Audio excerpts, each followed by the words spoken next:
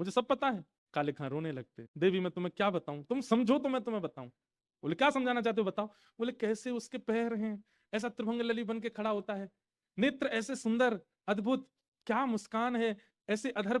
अरे मुझे तो यूं लगती है कि ये यशोदा मैया को लाला इतना सुंदर, ऐसे सुंदर उसकी भुजा, ऐसे सुंदर, मैंने कुछ किया नहीं, अपने आप मेरा मन उसमें लग गया है, मैं क्या बताऊं। सुनकर के पत्नी तो बोली मैं कल अपने भाइयों को बुला रही हूँ, ये सब क्या चल रहा है, तुम तो पूर्ण रूपेण बिल्कुल धर्म परिवर्तन की स्थिति में आ गए हो, तुम उन्हीं के होने वाले हो। नहीं नहीं नहीं, धर्म परिवर्तन आदि का मेरा विचार नहीं, मैं तो तुमको अपने मन की बात बता रहा हूं। पत्नी ने इतना टोक दिया कि काले खां बताने से पहले पी गए सारी बात, कुछ नहीं बोले। पत्नी अब रोज टोकती है, समय से नहीं आते, भोजन नहीं करते, यानी इतने परेशान हो गए काले खां। काले खां बोले तुझे क्या चाहिए। बोले तुम अपने भगवान को भजा करो ताकि वो प्रसन्न होकर के हमको बालक दें। काले खां आज मंदिर गए और मदन मोहन जी से बोले इतने वर्षों से मैं आपकी सेवा कर रहा हूं, कुछ मांगा नहीं नाथ, अपने लिए नहीं चाहता, पर ये मेरे रिश्तेदार नातेदार मेरी पत्नी का मुख बंद हो जाए उसके लिए एक बालक कृपा करके मुझे दे दो। मैं आपसे अपने लिए नहीं मांग रहा हूं, मैं फिर कहूंगा मुझे अपने लिए नहीं चाहिए, पर मेरे और आपके बीच में बाधा बन रहा है ये बालक का ना होना, इसलिए नाथ मैं आपके दर्शन से वंचित ना रहूं, मैं आपके पास आता रहूं, उसके लिए एक बालक दे दो ताकि मेरी पत्नी उसमें ही लगी रहे, मैं आपके पास रहूं। और ठाकुर जी ने ऐसी सुनी, उसी सप्ताह में पत्नी को गर्भ हो गया। अब तो पत्नी ने अपने जैसे ही काले खां को बताया कि आज मुझे पीड़ा हुई, वैद्य ने बताया है गर्भ में बालक है।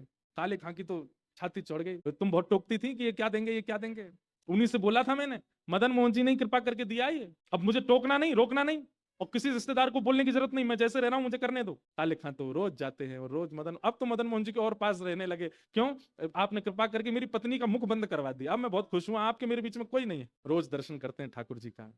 बालक का जन्म हुआ, उसका नाम रखा जो भी था, धीमे धीमे बालक बड़ा हुआ, 8 वर्ष तक बहुत बढ़िया सब कुछ चलता रहा। मदन मोहन जी भी खूब प्रेम देते हैं, जो जो मांगता है रसखान वो हो जाता है। कभी रसखान के मन में होता है कि मैं प्रसाद पुजारी जी से तो मांग नहीं सकता, कोई दर्शनार्थी निकल रहा हो और ठाकुर जी ऐसी कोई कृपा करना उसके हाथ से प्रसाद गिर जाए और वो नीचे जब गिरे तो मैं कहूंगा अरे नीचे गिरा हुआ क्या लोगे, वो चला जाए उसको बीन के मैं पालूं, कभी आपकी इत्र की प्रसादी मिल जाए, कभी कुछ, इस प्रकार से वो भावना करता और ठाकुर जी कैसे ना कैसे पूरी कर देते काले खान।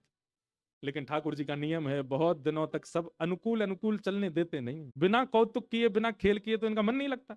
और एक दिन ठाकुर जी ने खेल किया, क्या खेल किया, इनका बेटा 8 वर्ष का था, वो यमुना जी के तट पर खेल रहा था, नदी के तट पर खेल रहा था अपने मित्रों के साथ, तभी एक काले नाग ने उसको डस दिया और नीला पड़ गया और उसकी मृत्यु हो गई, बेटे की मृत्यु हो गई। बच्चे दौड़े दौड़े उसकी पत्नी को बुला करके लाए, तुम्हारे बेटे को काले सांप ने डस दिया। वो बालक को लेकर के ओझा के पास गई, झाड़ा करने वालों के पास गई, सबने उसको मृतक घोषित कर दिया।